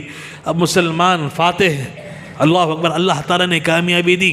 اب بیت المقدس کی اندر شہر میں داخل ہوئے، گلیوں سے گزر رہے ہیں۔ اب ایک راستے میں شکست کھا گئے عیسائی۔ اب انہوں نے کیا کیا، چونکہ مسلمان مہینوں سے اپنے گھروں کو چھوڑ کر کے اپنے گھروں سے دور تھے، تھکے ماندے تھے، اب فاتح خوشیوں کا سما بندھا ہوا ہے، بیت المقدس کی گلیوں سے گزر رہے ہیں۔ انہوں نے کیا کیا، مسلمان فوجیوں کو فتنوں میں مبتلا کرنے کے لیے اپنی خوبصورت لڑکیوں کو، بیٹیوں کو نیم برہنہ لباس پہنا کر کے راستوں کے کنارے پر کھڑا کر دیا، گھروں کی چھتوں پر کھڑا کر دیا، تاکہ مسلمانوں کے جذبات جو ہے بھڑکیں اور فتنے کے اندر مبتلا ہوں۔ اللہ اکبر۔ مسلمان اسلامی لشکر جب گلیوں سے گزر رہا تھا، اتفاقاً فطری طور پر ایک دو کی نظریں جب اوپر اٹھنا شروع ہو گئی، سپہ سالار دوڑے دوڑے پیچھے آئے، پھر ابو عبیدہ بن جراح رضی اللہ عنہ امیر المومنین کے پاس آئے اور آ کر کہا، امیر المومنین ڈسپلن ختم ہو رہا ہے۔ پوچھا کیا بات ہے؟ کہا عیسائیوں نے یہ حرکت کی ہے، فتنوں میں مبتلا کرنے کی سازش رچی ہے، اور فطری طور پر کچھ لوگوں کی نظریں اوپر جا رہی ہیں، فتنے میں مبتلا ہونے کا اندیشہ ہے۔ امیر المومنین عمر فاروق رضی اللہ تعالیٰ عنہ انہوں نے کہا لشکر کو رکنے کا حکم دو۔ لشکر رک گیا، اونٹنی کی پشت پر کھڑے ہو گئے۔ کھڑے ہو کر کے انہوں نے کہا، قل للمؤمنین یغضوا من ابصارہم ویحفظوا فروجہم۔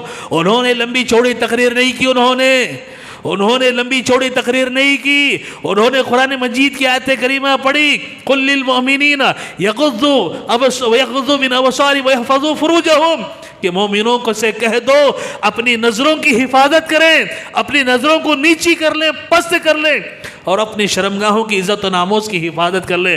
اللہ اکبر۔ ایک آیت کریمہ پڑھ کر کیا اعلان ہوا، ایک آیت کریمہ کیا پڑھی، سب کی نگاہیں نیچی ہوگی، سب کی نگاہیں نیچی ہو گئی۔ کیا مجال کسی ایک نے بھی اپنی نظر کو اٹھا لیا۔ میرے بھائیو، یہ ہے عمل کا جذبہ، اس سے کہتے ہیں عمل۔ میرے بھائیو، یہ جذبہ اپنے اندر پیدا کریں گے نا، انشاءاللہ بہت خوبیاں ہمارے اندر آ جائیں گی، اچھائیاں ہمارے اندر آ جائیں گی، بہت خرابیوں سے ہم اپنے آپ کو بچا لیں گے۔ میرے بھائیوں، اپنے آپ کو، اپنے گھر والوں کو، اپنے بچوں کو ان کی صحیح رہنمائی کرو، ان کی صحیح تربیت کرو۔ نوجوان یہ طبقہ جو ہے صحیح رہنمائی کا جو ہے وہ متلاشی ہے، ان کو صحیح رہنمائی کی ضرورت ہے۔ ماشاءاللہ خوشی کی بات ہے، آج آپ کی اس مسجد کے اندر نوجوانوں کی مسلسل تربیت ہو رہی ہے، یہاں پر ایک مرتبہ جمع کیا گیا ہے نوجوانوں کو، تاکہ ان کے اندر بیداری آئے، ان کے اندر تبدیلی آئے، اپنی زندگی کا مقصد وہ پہچانیں۔ نوجوانی کی عمر کتنی قیمتی ہوتی ہے، اس پہ ہم کیا کر سکتے ہیں، اللہ تعالیٰ کو کیا پسند ہے، شریعت نے کیا حکم ہمیں دیا ہے، کیا نصیحتیں کی ہیں۔ میرے بھائیو، یہ سن رہے ہیں، تبدیلی کی ضرورت ہے، دل کے کانوں سے سنو، دل کے کانوں سے سنو، عمل کے جذبے سے سنو، انشاءاللہ آپ کی زندگی میں برکتیں آئے گی، برکتیں آئے گی، اور آپ جو ہے اپنے والدین کی آنکھوں کے ٹھنڈک انشاءاللہ بنیں گے۔ قرآن مجید کی جو آیت کریمہ میں نے آپ احباب کے سامنے پڑھی ہے نا، اللہ تعالیٰ نے اس آیت کریمہ میں یہی بات بتائی، فرمایا والذین یقولون ربنا هب لنا من ازواجنا وذریاتنا قرۃ اعین۔ مومن کیا کرتے ہیں؟ اپنے لیے بھی دعا کرتے ہیں، اور خاص طور پر اپنی بیوی بچوں کے لیے دعا کرتے ہیں، اور کہتے ہیں اے اللہ ہماری بیویوں کو، ہمارے بچوں کو ہماری آنکھوں کا ٹھنڈک بنا۔ یہ ہماری عورتیں، ہمارے بچے ہماری آنکھوں کا ٹھنڈک کب بنیں گے؟ جب وہ نیک بنیں گے، اچھے ہوں گے، متقی ہوں گے، پرہیزگار ہوں گے، اچھے اخلاق والے ہوں گے، اچھے کیریکٹر والے ہوں گے، قوم کے لیے فائدہ مند ہوں گے، ملک کے لیے، ملت کے لیے، معاشرے کے لیے، سوسائٹی کے لیے فائدہ مند ہوں گے، نفع بخش ہوں گے۔ میرے بھائیوں، والدین کی آنکھوں کا ٹھنڈک بنیں گے۔ کبھی کبھی لوگ کہہ دیتے نہیں اب بچے بڑے ہو گئے، شادی ہو گئی، بچے والے ہو گئے، اب کیا سمجھائیں ان کو، اب کیا سمجھائیں، ہماری ذمہ داری نہیں، زندگی کی آخری سانس تک آپ ذمہ دار ہیں، آپ کو سمجھانا پڑے گا، آپ ان کی اصلاح کی فکر آپ کو کرنی پڑے گی۔ پہلا پارہ سورہ بقرہ، اللہ رب العالمین نے اس میں یعقوب علیہ السلام کا ذکر کرتے فرمایا ام کنتم شہداء اذ حضر یعقوب الموت، اے لوگو، اے قرآن پڑھنے والو، کیا تم اس وقت موجود تھے جب یعقوب علیہ السلام کے انتقال کا وقت قریب تھا؟ وہ بستر مرگ پر لیٹے ہوئے تھے، انتقال کا وقت بالکل قریب ہے۔ انہوں نے اپنے بچوں کو بلا کر کے یہ پوچھا ما تعبدون من بعدی، اے میرے بچوں بتاؤ میرے دنیا سے جانے کے بعد کس کی بندگی کرو گے، میرے دنیا سے جانے کے بعد کس کی بندگی کرو گے؟ نوجوان بیٹے ہیں، خوبصورت ہیں، طاقتور ہیں، توانا تندرست بچے ہیں، ان کی فیملی ہے، سب کچھ ہے، لیکن یعقوب علیہ السلام زندگی کے آخری مرحلے پر ہیں، اپنے بچوں کی ایمان کی فکر ہے، پوچھ رہے ہیں میرے مرنے کے بعد، دنیا سے جانے کے بعد کس کی بندگی کرو گے؟ کہنے لگے بچے نعبد الہک و الہ آبائک ابراہیم و اسحاق، کہنے لگے ہم آپ کے والد، آپ کے دادا اسحاق، ابراہیم علیہ السلام، ان کے رب کی عبادت کریں گے۔ آپ مطمئن رہیں ابا جان۔ میرے بھائیوں، آپ زندگی کی آخری سانس تک اپنے بچوں کی نگرانی کریں گے، تربیت کریں گے، انہیں صحیح مشورے دیں گے، ان کی فکر کریں گے، دعائیں کریں گے، انشاءاللہ ضرور کامیاب ہوں گے، ضرور کامیاب ہوں گے۔ عشاء کی اذان کیا ٹائم کو ہے؟ 8 بجے۔ ایک 5 منٹ آپ احباب کے اور لے لیتا ہوں میں۔ آج نوجوان بزرگ احباب بیٹھے ہوئے یہاں پر، آپ یہ نہ سوچیں مولوی صاحب صرف نوجوانوں کے بارے میں بول رہے ہیں، نوجوانوں میں تبدیلی آنا چاہیے، ان کی اصلاح ہونی چاہیے۔ ارے ہم بھی بیٹھے ہوئے ہیں، ہمارے بارے میں کیا بھی نہیں بولے نا مولوی صاحب؟ نہیں، ان بچوں کو آگے بڑھانے والے، ان بچوں کی اصلاح کرنے والے، ان کو قوم کے لیے نفع بخش بنانے والے، ان کی صحیح تربیت کرنے والے، ان کو صحیح راستہ دکھانے والے آپ احباب ہیں، آپ بزرگ ہیں، آپ والدین ہیں۔ اللہ اکبر، آپ کی محنت، آپ کی کوشش، آپ کی جد و جہد، آپ کی دعائیں، آپ کی تڑپ، آپ کی صحیح مشورے، صحیح رہنمائی، بچے انشاءاللہ ترقی کریں گے۔ ایک تاریخی بات بتا کر کے انشاءاللہ اپنی باتوں میں ختم کرتا ہوں۔ حضرت عبداللہ بن عباس رضی اللہ تعالیٰ عنہ، اللہ کے نبی کے چچیرے بھائی، اللہ تعالیٰ نے کیا علم دیا تھا، کیا غضب کی صلاحیت دی تھی۔ اللہ کے نبی نے ایک مرتبہ وضو تہجد کو اٹھے، دیکھا پانی رکھا ہوا ہے، پوچھا کس نے بھی اتنی رات میں پانی کا کس نے انتظام کیا؟ کہا عبداللہ بن عباس نے۔ عبداللہ بن عباس چھوٹے تھے، کم عمر کے تھے۔ اللہ اکبر، پیارے نبی خوش ہو گئے، دعا دی اللہ دین کا علم، دین کی صحیح سمجھ عطا فرما، قرآن کا علم عطا فرما، دعا دی اللہم فقہہ فی الدین وعلمہ تاویل، دعا دے دی اللہ کے نبی نے۔ اور غضب کی صلاحیت، غضب کا علم اللہ تعالیٰ نے، اس امت کے سب سے بڑے مفسر قرآن ہیں عبداللہ بن عباس رضی اللہ عنہ، پیارے نبی کے انتقال کے بعد اور ابو بکر صدیق رضی اللہ عنہ کی وفات کے بعد جب حضرت عمر خلیفہ بنے، حضرت عمر جو ہے ان کو اپنی میٹنگوں میں مجلس میں جو ہے ان کو قریب رکھتے تھے.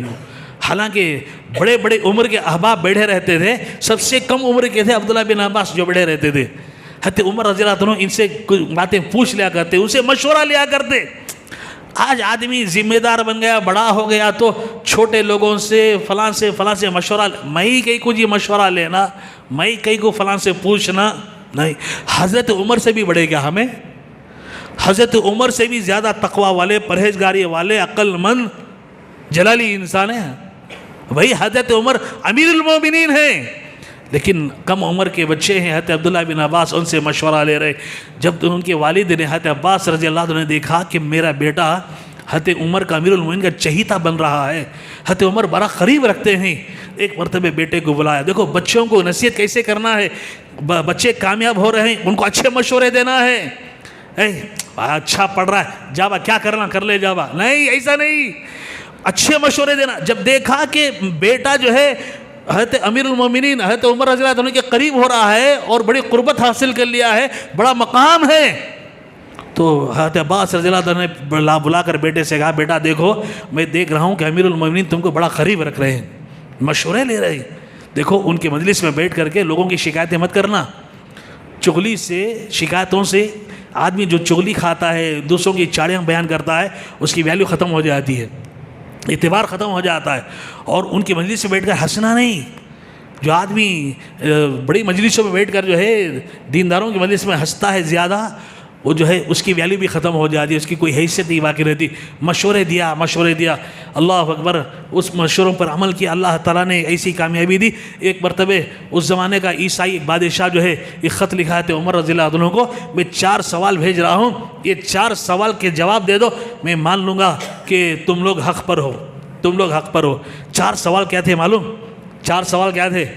شاید اس سے پہلے بھی آپ کو یہ 4 سوال آپ کے سامنے آئے ہوں گے، سن لیں. 4 سوال کیا تھے؟ 2 بچے ایک ساتھ پیدا ہوئے، جڑواں، ٹوئنس جسے کہتے ہیں، ایک ساتھ پیدا ہوئے، ایک ساتھ انتقال ہوا، لیکن عمر میں 100 سال کا فرق. عمر میں 100 سال، ایک ساتھ پیدا ہوئے، ایک ساتھ انتقال ہوا، عمر میں 100 سال کا فرق. کون ہے یہ؟ دوسرا، زمین کا وہ کون سا حصہ ہے جس پر سورج کی روشنی ایک مرتبہ پڑی، اس کے بعد پھر نہیں پڑی، قیامت تک نہیں پڑے گی، وہ کون سا زمین کا حصہ ہے. تیسرا سوال کہ وہ کون سا قیدی ہے جسے سانس لینے کی اجازت نہیں ہے لیکن پھر بھی وہ زندہ رہتا ہے، زندہ رہتا ہے، کھاتا پیتا نہیں، زندہ رہتا ہے. چوتھا سوال، ایک قبر جو ہے اپنے مدفون کو لے کر کے گھوم رہی تھی، ایک مدت گزرنے کے بعد وہ قبر جو ہے اپنے مدفون کو باہر نکال دی، کون ہے وہ؟ یہ 4 سوالات تھے. ہو سکتا ہے آپ کو اس میں سے کچھ جوابات معلوم ہو، آپ کے علم میں ہو. حضرت عمر رضی اللہ عنہ جیسے ہی خط آیا، انہوں نے کیا کیا؟ عبداللہ بن عباس کو دے دیا کہ اس کا جواب دیا. عبداللہ بن عباس صلی اللہ عنہ نے جواب لکھا. جواب لکھنے کے بعد حضرت عمر نے پڑھا، پڑھ کر کے جو ہے وہ خط روانہ کیا. وہ عیسائی بادشاہ کو جب خط پہنچا تو پڑھ کر کے حیران ہو گیا. کہا کیا مسلمانوں میں ابھی نبی زندہ ہے؟ مسلمانوں میں کوئی نبی ابھی بھی زندہ ہے کیا؟ نبی کے علاوہ کوئی اس کا جواب دے ہی نہیں سکتا تھا. اب نبی اکرم صلی اللہ علیہ وسلم کی تربیت میں انہوں نے علم حاصل کیا تھا اور دعا فرمائی تھی اللہ کے نبی نے، جس کی برکت والد کے مشورے اللہ تعالیٰ نے اس مقام تک پہنچایا. وہ 4 سوال کے جواب معلوم ہے کیا؟ کسی کو معلوم ہے؟ معلوم ہے؟ ایک ساتھ 2 بچے پیدا ہوئے، ایک ساتھ انتقال ہوا، لیکن عمر میں 100 سال کا فرق. تعجب ہوتا ہے نا، تعجب ہوتا ہے نا، کیسے ٹوئنس. قرآن میں اللہ تعالیٰ نے اس کا ذکر فرمایا. وہ کون ہے؟ عزیر علیہ السلام اور ان کے بھائی ہیں. عزیر علیہ السلام ان کے بھائی ایک ساتھ پیدا ہوئے، لیکن عزیر علیہ السلام ایک بستی پر سے گزر رہے تھے. دوسرا پارا اٹھا کر کے پڑھے، اللہ نے اس کا ذکر او کالذی مر علی قریۃ وہی خاویۃ علی عروشہا. تو گزر رہے تھے، دیکھا بستی اجڑ چکی ہے، تباہ ہو چکی ہے. اے اللہ تو اسے کیسے جو ہے آباد کر سکتا ہے؟ اللہ تعالیٰ نے کیا کیا؟ ان کو 100 سال تک موت کی نیند دے دیا، اللہ سلا دیا، موت دے دی اللہ تعالیٰ نے. عزیر علیہ السلام 100 سال کے بعد اٹھایا، 100 سال کے بعد اٹھایا. تو ان کی عمر 100 سال ہوئی، ان کے بھائی کی عمر کتنی ہوئی؟ 200 سال. 100 سال کا فرق ہوا نا. 100 سال یہ انتقال موت کی نیند چلے گئے تھے, اللہ تعالیٰ نے موت کی نیند سلا دیا تھا. جواب لکھا عزیر علیہ السلام اور ان کے بھائی ہیں جن کا ایک ساتھ پیدائش ہوئی, ایک ساتھ انتقال ہوا, لیکن عمر میں 100 سال کا فرق تھا. اللہ اکبر. دوسرا کہ زمین کا وہ کون سا حصہ ہے جہاں پر سورج کی روشنی ایک مرتبہ پڑی پھر نہیں پڑی اور نہیں پڑے گی. وہ جو ہے فرعون کا لشکر موسیٰ علیہ السلام ایمان والوں کو لے کر جب جا رہے تھے, اللہ تعالیٰ نے لاٹھی کو جو ہے پانی میں مارنے کا حکم دیا. پانی جو ہے ایک طرف جو ہے کنارہ ہو گیا, پہاڑوں کی شکل میں کھڑ گیا, اور موسیٰ علیہ السلام ایمان والوں کو لے کر نکل گئے. وہ زمین, اس پانی کے, اس ندی کے, وہ بحر قلزم جو ہے اس کے زمین کا نچلا حصہ سورج کی روشنی اس وقت جو پڑی, اور تھوڑی دیر کے بعد فرعون اور اس کا لشکر آیا, پھر پانی مل گیا, اور پانی ہمیشہ ہے اس پہ, پھر سورج کی روشنی نہیں پڑی. اس وقت ایک مرتبہ پڑی تھی بحر قلزم. تیسرا وہ کون سا قیدی ہے جو قید تو ہے لیکن سانس لینے کی اسے اجازت نہیں ہے. وہ کون ہے؟ ماں کے پیٹ میں جو ہے جو بچہ ہوتا ہے وہ قیدی کی طرح ہوتا ہے, لیکن اللہ تعالیٰ اسے محفوظ رکھتا ہے, اللہ رب العالمین اس کی حفاظت کرتا ہے. چوتھا سوال کا جواب دیتے ہوئے انہوں نے لکھا کہ قبر جو اپنے مدفون کو لے کر گھوم رہی تھی, ایک وقت کے بعد وہ قبر اپنے مدفون کو باہر نکال دی. یونس علیہ السلام ہے, مچھلی کو اللہ تعالیٰ نے قید خانے کی شکل میں جو ہے بنا دیا تھا. مچھلی کے پیٹ میں یونس علیہ السلام چلے گئے, اور اس کے بعد کئی دن کے بعد اللہ کو یاد کرتے رہے, معافی مانگتے رہے. مچھلی پھر واپس آئی, اللہ کے حکم سے یونس السلام کو باہر نکال دی. یہ سارے کے سارے جواب لکھ کر بھیجنے کے بعد عیسائی بادشاہ حیران ہو گیا, پریشان ہو گیا. میرے بھائیوں, یہ سارے کارنامے ہمارے بچے کب کر سکتے ہیں؟ یہ ہماری صحیح تربیت ہو, ہماری صحیح مشورے ہمارے بچوں کے ساتھ رہیں, ان کی صحیح نگرانی ہو, صحیح تربیت ہو, فکر ہو, جد و جہد ہو, اور ساتھ ساتھ یہ دعائیں ہوں. دعا کرتے رہیں, ربنا ہب لنا من ازواجنا وذریاتنا قرۃ اعین. اے اللہ ہماری بیویوں کو, ہمارے بچوں کو ہماری آنکھوں کا ٹھنڈک بنا دے, خوش ہو جائیں. بچوں کو دیکھتے ہی گھر میں آتے بیوی کو نیک, پرہیزگار, نمازی, متقی, پرہیزگار, صابرہ, شاکرہ بیوی کو دیکھ کر, بچوں کو نیک دیکھ کر, صالح دیکھ کر, نمازی دیکھ کر, اچھے اخلاق والا, اللہ اکبر, دل باغ باغ ہو جاتا ہے والدین کا, ماں باپ کا دل باغ باغ ہو جاتا ہے. وجعلنا للمتقین اماما. اللہ صرف ان کا نہیں, آنے والی نسل کا ہم کو امام بنا دے. اللہ امام, کیسے امام؟ ہماری اقتدا, ہمارے بچے, پھر اس کے بعد ان کے بچے, ان کی اولاد, آنے والی نسل سب ہماری نیک ہو. اے اللہ اس کی دعائیں جو ہے نیک لوگ کرتے ہیں. میرے بھائیوں, اس کی فکر کرنے کی ضرورت ہے. نوجوانوں کے تعلق سے بہت ساری باتیں آئی ہیں. نوجوانوں سے ہماری گزارش ہے, انبیاء کی سیرت پڑھیں, بار بار پڑھیں, صحابہ کی سیرت کا مطالعہ کریں. آپ کے گھروں کے اندر صحابہ کی سیرت پر کتاب ہونی چاہیے, انگریزی میں ہو, اردو میں ہو, جو لینگویج آپ کو آتی ہے, بار بار آپ پڑھتے رہیں. انشاءاللہ آپ کی زندگی میں تبدیلی آئے گی, ضرور آئے گی. میرے بھائیوں, مسلسل آپ پڑھیں. اور صحابہ اکرام ہمارے لیے آئیڈیل ہیں, ہمارے لیے نمونہ ہیں. ان کی زندگیوں کو سامنے رکھیں. جس طرح کا آدمی آئینے کے سامنے کھڑے ہو کر کے اپنے آپ کو درست کرتا ہے, اپنی اصلاح کرتا ہے, اپنے بال کو درست کرتا ہے, اپنے کپڑوں کو درست کرتا ہے, اپنی اصلاح کرتا ہے, اسی طرح صحابہ کی سیرت کو سامنے رکھو اور پڑھتے رہو اور اپنی اصلاح کرتے چلے جاؤ. اللہ رب العالمین سے ہم دعا کرتے ہیں, اللہ تعالیٰ اس مجلس میں جتنی باتیں آئی ہوئی ہیں, اللہ تعالیٰ سب کو اس پر عمل کرنے کی توفیق عطا فرمائے. اللہ تعالیٰ ہم کو نیک بنائے, متقی بنائے, پرہیزگار بنائے, اچھے اخلاق والا بنائے, اچھے کردار والا بنائے. امت کے لیے, معاشرے کے لیے, سوسائٹی کے لیے اللہ تعالیٰ ہمارے نوجوانوں کو نفع بخش بنائے, فائدہ مند بنائے. رب العالمین ہمارے اخلاق کی حفاظت فرمائے, ہمارے کردار کی حفاظت فرمائے, ہمارے ایمان کی حفاظت فرمائے, ہمارے بڑوں کی حفاظت فرمائے, چھوٹوں کی حفاظت فرمائے, عورتوں کی, بچوں کی, نوجوانوں کی, سب کی اللہ سب کے ایمان کی حفاظت فرمائے.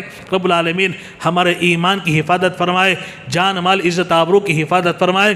جب تک اس دنیا میں رکھے ایمان پر رکھے, خاتمہ ہو کلمہ لا الہ الا اللہ پر ہم تمام کا خاتمہ فرمائے. آمین. وصلی اللہ تعالی علی خیر خلق محمد وآلہ واصحابہ اجمعین برحمتک یا ارحم الراحمین والحمد للہ رب العالمین.